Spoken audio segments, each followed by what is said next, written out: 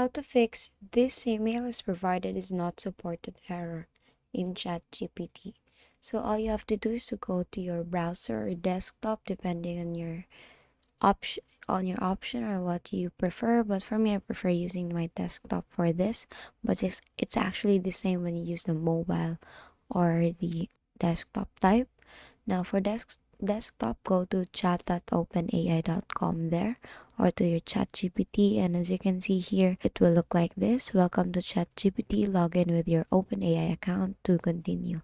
Now, the main reason why this email you provide is not supported error is that that email is not yet recognized or is not yet used to ChatGPT, or you still haven't registered that account to your ChatGPT. Now, the thing here is you have to, of course, secure an email, a Google account first.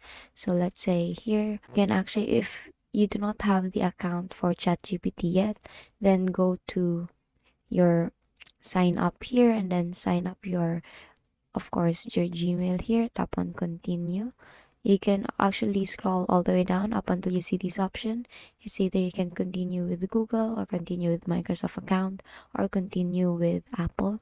So tap on continue with Google here, and it will actually ask you what account, or to choose an account what you want to register with ChatGPT. So let's say this account, and as you can see here, I have now registered my account and I have entered the ChatGPT. And basically, that is how you fix this email you provided is not supported error in ChatGPT. And that is all for today. If this video helped you, please give us some thumbs up and subscribe to our YouTube channel for more tutorials. Thank you for watching.